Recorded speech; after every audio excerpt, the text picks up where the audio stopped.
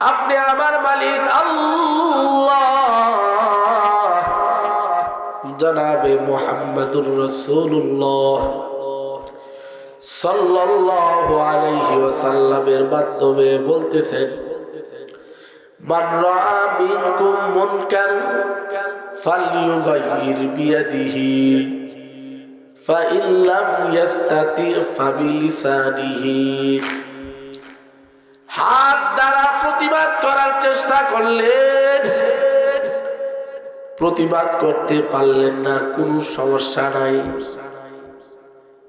আল্লাহ জবান দিছে। আপনি মিষ্ট নম্র ভাষায় গালাগালি না,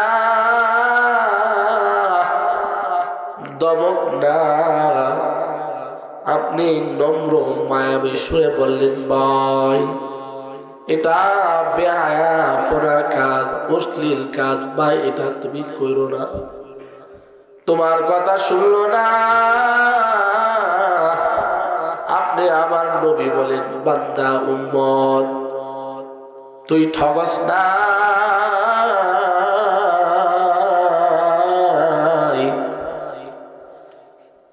জবান দিয়ে একবার না, দুইবার না, শতবার চেষ্টা করছেন,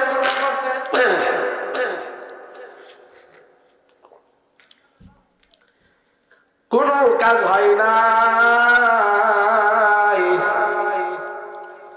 শেষ মুহূর্তে আপনি আমি অন্তর দ্বারা ঘৃণা করলাম যে আসলে এটা একটা গর্হিত কাজ,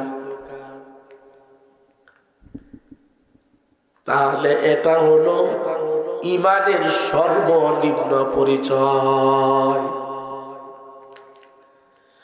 আপনি আমি হাত দ্বারা বাধা দিব না, মানলে জবান দ্বারা বাধা দিব,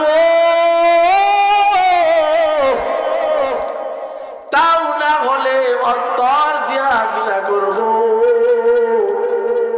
এটা হলো আপনি আমাকে আল্লাহ তাআলা যে মুসলমান বানাইছে, আপনি আমাকে যে কোরআন দিছে, রসুলের হাদিস দিছে, কোরআনের প্রতি বিশ্বাস করি, রসুলের আদর্শের প্রতি বিশ্বাস করি, এটার পরিচয়।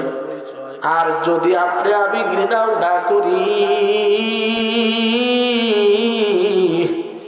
বোঝা যাবে আপনি আমার মধ্যে ঈমান নাই।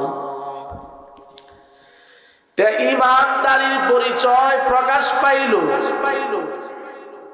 যেখানেই বেহক সেখানেই বাধা দিব কি দিব না, যেখানেই গান সেখানেই বাধা, যেখানেই নাটক সেখানেই বাধা।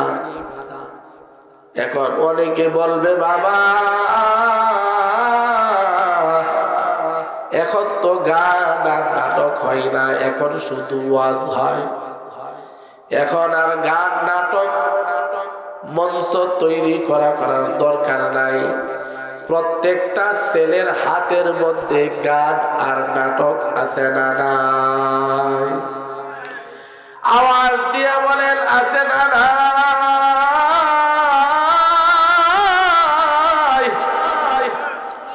প্রত্যেকটা ছেলের হাতে গান আর নাটকের জিনিস আছে না নাই? যে সকল বাবারা, অভিভাবকরা এই বড় বড় মোবাইল গুলো কিনে দিবে, ওই সকল বাবারাও সন্তানের গুনার একটা ভাগ পাবে কি পাবে না? কারণ মোবাইল কিনে দিয়া সন্তানের গানের অশ্লীলতায় সাহায্য করলো কি করলো না?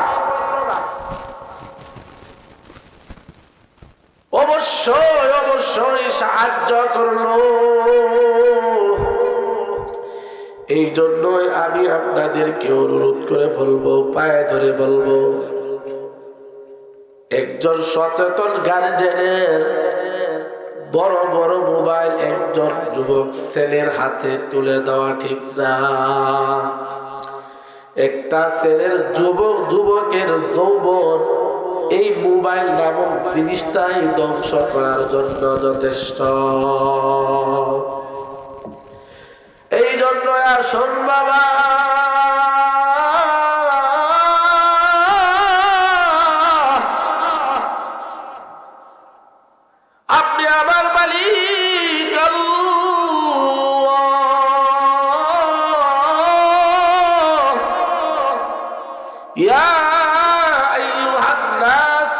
উবুদু রাব্বাকুমুল্লাযী খালাকাকুম ওয়াল্লাযীনা মিন ক্বাবলিকুম লাআল্লাকুম তাত্তাকুন। ইয়া আইয়ুহান নাস, এটা হলো আম মতলব। এখানে মুসলমানও শামিল, এখানে হিন্দু শামিল, খ্রিস্টানও শামিল, বৌদ্ধ শামিল, নাসারাও শামিল। শামিল কি শামিল না? আওয়াজ দিয়া বলেন শামিল কি শামিল না? আপনি আমার আল্লাহ আম ভাবে মহিলা এখানে এটাই বুঝাইতে চাচ্ছেন যে হিন্দু এক সময় দিনের সহি বুঝ আসলে আবার ইবাদত করতে পারবে। মুসলমান যদি আল্লাহর গোলামি সদা সর্বদা করতে পারে, একজন হিন্দু মুসলমান হওয়ার পরে করতে পারবে কি পারবে না? আওয়াজ দিয়ে বলেন পারবে কি পারবে না? আপনি আমার মালিক আল্লাহ।